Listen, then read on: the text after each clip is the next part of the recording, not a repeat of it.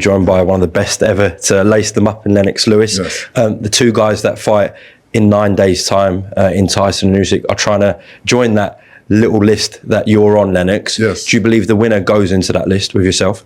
Absolutely. He's definitely worked the way he's supposed to go into the list. You know, it's going to be a tough fight for both guys. It's going to be mentally tough. It's going to be physically tough. They're going to push each other on the mental basis far. They're going to push each other physically far.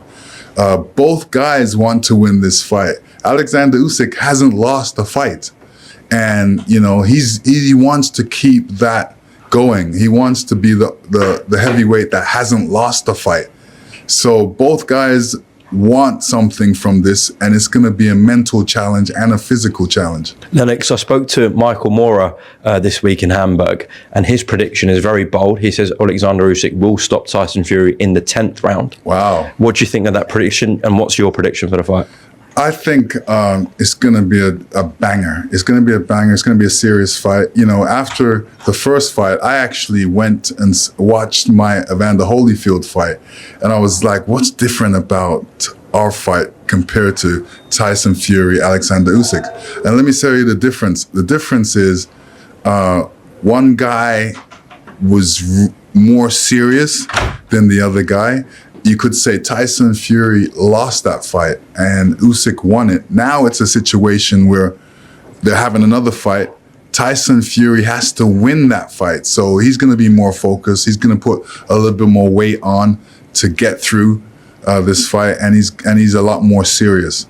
Lastly, Lennox, His Excellency has said that if Tyson Fury wins this fight, he wants to bring Klitschko back, Wladimir Klitschko, and do the rematch with Fury Klitschko. Your thoughts on a 48-year-old Klitschko potentially returning to the ring? Well, you know, they've got bigger problems right now. There's a war in their country, and they're focused on that. I definitely know that. I don't think he's going to come back just to do this. Usyk is a mover. He's hard to hit, and he knows what to do.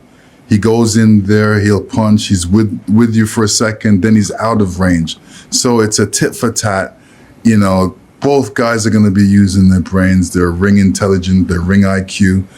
Tyson Fury, he's got the size, 6'9". He moves well. He needs to get that jab going. I like Tyson with a little bit more weight. Maybe he'll come in with more weight this time. He's always a good fighter, even with weight on.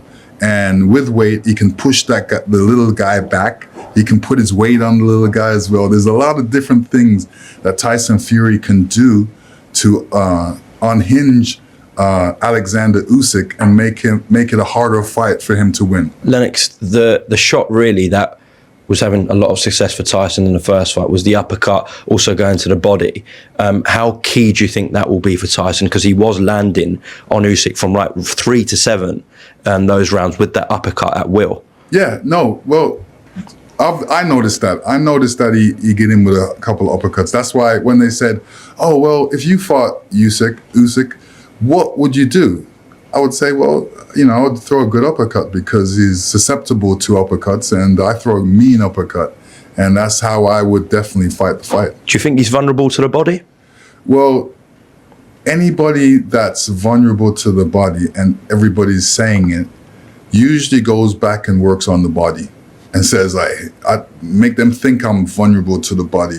That's what I want them to think. Now my body's tough, and if they go to the body, I'm going to hit them at the same time. How much will did Tyson Fury show in round 9? The ropes were holding him up. He got the standing 8 count. For you as a former fighter, did that just further emphasise how much of a fighter Tyson Fury is? Well, you know what? He got hit on the nose, and it made him go back on the ropes, and he bounced off the ropes one time. And then I think, you know, he was playing the other couple bouncing off the ropes because he was using the ropes to keep him up. And I thought the ref was great in that fight because some refs would have stopped it and said, oh, no, that's it. But that ref kept focused, didn't stop the fight, and allowed them to box. How could you see Usyk winning? If he were to win, like, how would you describe the way he would win this fight? Well, if it ain't broken, don't fix it in that sense. You know, really do the same, but even step it up even further. Make sure that you're not there for the uppercuts. Keep the movement going, and be the one that lands the most blows. On the flip, how do you see Fury beating Usyk? On the flip, I see Fury, obviously establishing his jab, establishing his size, rough him up a bit, use that big 6'9" body and, put on Usyk and make it harder for him. And, throw more punches, get that jab going, don't be there for the hit, and, apply yourself a bit more. Lennox, you were the master of overturning rematches. Tyson's actually had success himself doing that. The draw with Wilder, he then went and demolished him in the second fight. He's done it with Derek Chisora.